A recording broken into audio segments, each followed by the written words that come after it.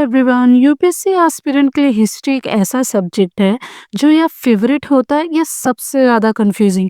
आज मैं आपको बताऊंगी यूपीएससी के लिए हिस्ट्री की शुरुआत बिल्कुल जीरो से कैसे करनी है, step by step, right sources के साथ, बिना ओवरबर्डन हो। अगर आप 2026 के प्रीलियम या मेंस के टारगेट के साथ चल रहे हो तो ये वीडियो आपके लिए गेम चेंजर होने वाला है। Step 1, understand the structure. सबसे पहला समझो, यूपीएससी का हिस्ट्री जो है वो 3 पार्ट में डिवाइड होता है, एशियंट, मिडावल, मॉडर्न। प्रीलियम में फैक्चुअल क्वेश्चन आते हैं और मेन में एनालिटिक अप्रोचेस आते हैं और ये सबसे ज़्यादा स्कोरिंग पार्ट होता है। Step 2, NCERT. हिस्ट्री की फाउंडेशन सिर्फ और सिर्फ एनसीईआरटी से बनती है। क्लास 6 से क्लास 8 जिसका बेसिक क्लियर नहीं है, मैं उसी को ही रिकमेंडेड करूंगी कि आप क्लास 6 से और क्लास 8 तक फॉलो करें अगर आपका बैकग्राउंड हिस्ट्री से बिल्कुल नहीं रहा है। अगर आपका बेसिक नॉलेज अच्छा है, आप मॉडरेट लेवल पे हो, अगर आपको थोड़ा और डीप जानना है तो आप क्लास 11 से क्लास 12 की एनसीईआरटी फॉलो कर सकते हो। और क्लास 12 में पार्ट 1, पार्ट 2, पार्ट 3 ये मेंस के लिए गोल्डन माइंड है। इसको कैसे समझना है, कैसे बनाना है, मैं इसके लिए टिप्स भी बताती हूँ।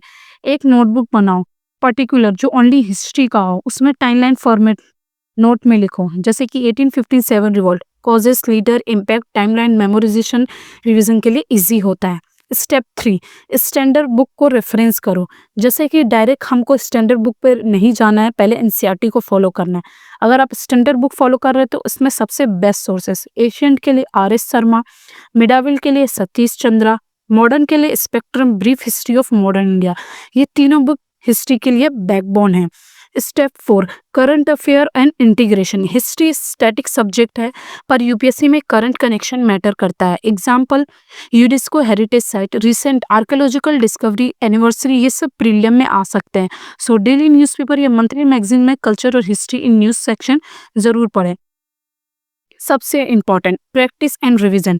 लास्ट स्टेज में पीवाईक्यू प्रीवियस ईयर क्वेश्चन को एनालिसिस करो। ये समझो कि यूपीएससी किस तरीके से बेस्ड क्वेश्चन पूछ रहा है, उसका मोटिव क्या है, उसी तरीके से आपको पीवाई फॉलो करना है और सारे सोर्सेज को फॉलो करना है।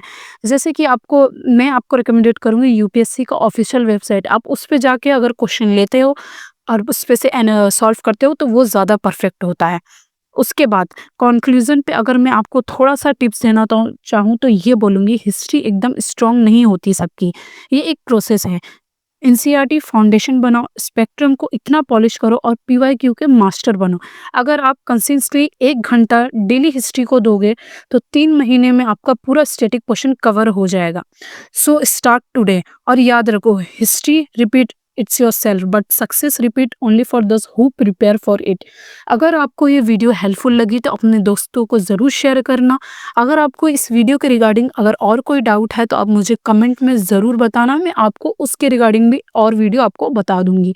अगर आपको ये वीडियो अच्छी लगी तो लाइक एंड सब्सक्राइब करना ना भूलें। मिलते हैं इसी तरीके से बेस्ट वीडियो के साथ। बाय।